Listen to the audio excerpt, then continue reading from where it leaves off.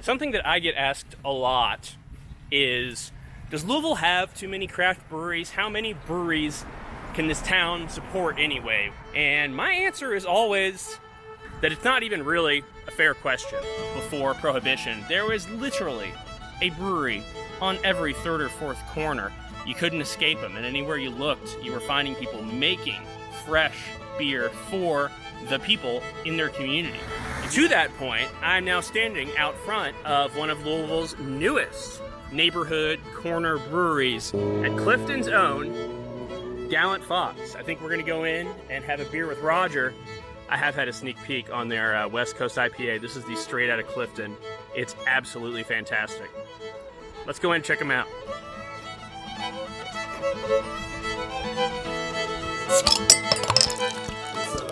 It's definitely been humbling because, you know, we're homebrewers making a jump to pro breweries. Yeah, man. Originally, when we got in this space because my wife told me to get our homebrewing equipment out of the garage because it was taking up too much room. I'd have that exact same experience at my shop. Yep, that's fantastic.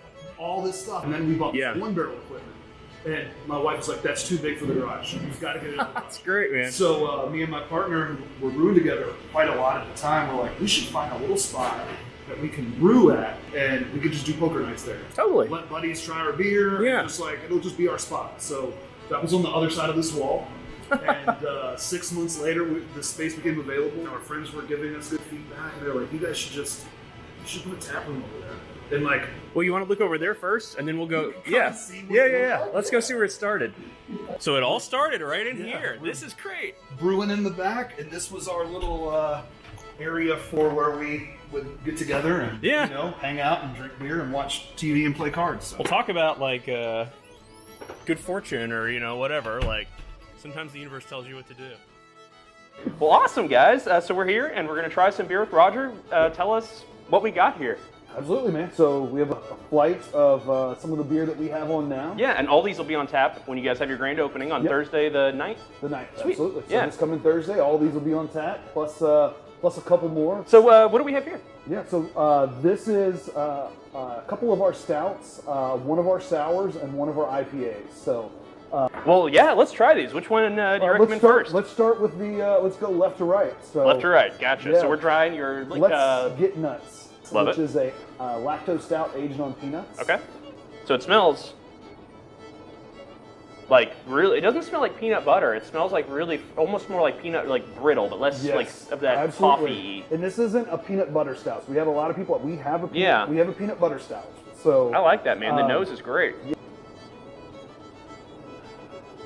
That's great. So I get milk stout first, and then it finishes up with some peanuts. I like that you used enough roasted malt to kind of, so it doesn't taste like super sweet. It's very balanced, almost like a little burnt bread to kind of go with the peanut butter flavor. And then at the end, we were really timid to do a stout in the summer. Yeah. So our last hop that we added at Flame Out was a little bit of mosaic Flame Out. Oh, interesting. To give it like a brightness at the end of the finish of the beer. So something that you could, it's definitely different than our traditional milk stout. Yeah, well, that's a bold choice. So, I approve. Yeah, that's fantastic, man. You guys have to try this. This is great. I can see why it's very highly rated. Yeah. All right, so what's next? So what's next? It's our sour, our fruited sour. Okay. So this is called Wild Stallion. A little bit of pineapple, a little bit of blackberry. Okay. It is a one culture sour, so this is lactobacillus only. What we're going for is more tart than super sour. Yeah. So a lot of tart on the front end, and then a little bit of the fruit on the back end. So I smelled. You said blackberry? Blackberry. I smelled the blackberry. Very nice on the nose. Right up front, a really, really nice tartness. That's great, man. That's fantastic. Yeah, it's a great outside, it's crushable, and that tartness, it's not overtly sour. It's not. While I love a good Brettanomyces, I love this is a nice straight tart lactose sour. That's a good summer beer too. Oh yeah. They say that the most thirst quenching beers in the world are the ones with those that little bit of acidity, like you get in a Gosa or a Berliner. This fits right into that wheelhouse for me. And what's the ABV on this one? This one is 5%. Perfect. Nice and sessionable. You could just drink this all afternoon. This is fantastic, man. Delicious. Cheers. That one's freaking great. I love that. Next, Jamborana. Absolutely. Jamborana. So Amberana aged raspberry milk stout. All right, man. Let's do it. The most aromatic beer that we offer. So the thing about this beer is the Amberana stage that we use impart, and I'm sure that ATG can attest to this as well, it imparts a huge flavor very quickly. Yeah. So this is something where our tasting valve stayed on the fermenter as we were cold crashing to make sure that we're tasting it when we come in, tasting it right before we leave, because when it's done, it's done. You know. So it's the raspberry presence is great on this. Yeah. You can really, really smell the raspberry coming off of it.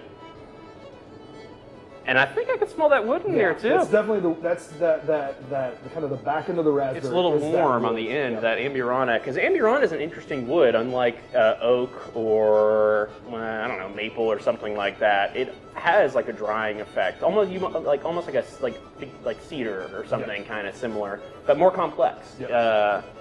So if you like a humidor. That's a great way to put that, man. Yeah. So like the taste on this is I tell people it's very much like a dark chocolate with raspberry. Dude, that's nailing it. Yeah, very much so. Well, without noticing it, I just crushed this thing. That's very good. That is very good. Thank you. You know, the goal is there's a fine line for us between when you say something is in a beer, you should be able to taste it. I agree. But it shouldn't be the only thing you taste. Yep. So there's a fine line between, you know, do you want to overdo it? Do you want to underdo it? Or do you want to get it in the middle?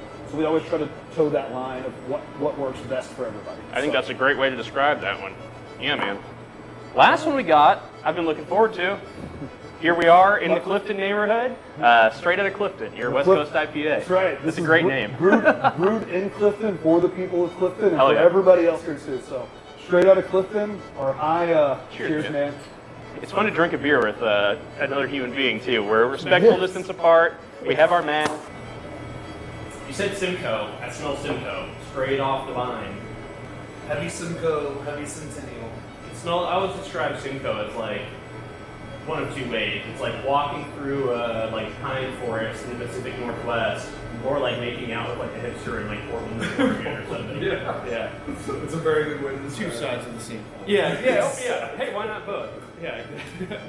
Well, this has been fantastic, and you know, thanks for giving us a little early preview of what you guys are offering. There's a few more that we haven't even tried. After we're done with this flight, I might stick around and try the rest of them with these guys.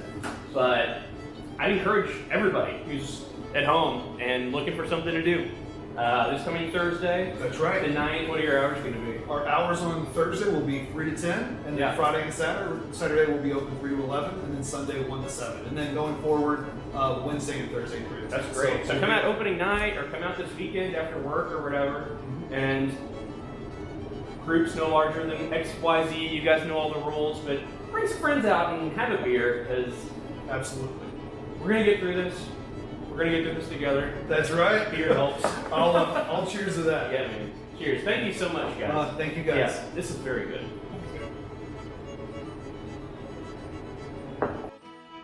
Thanks for watching, everyone, and thanks again to the guys at Gallant Fox for having us out. I kid you all not, everything that I tried from them was not only very unique, but very delicious, and I highly recommend that you go check them out this weekend.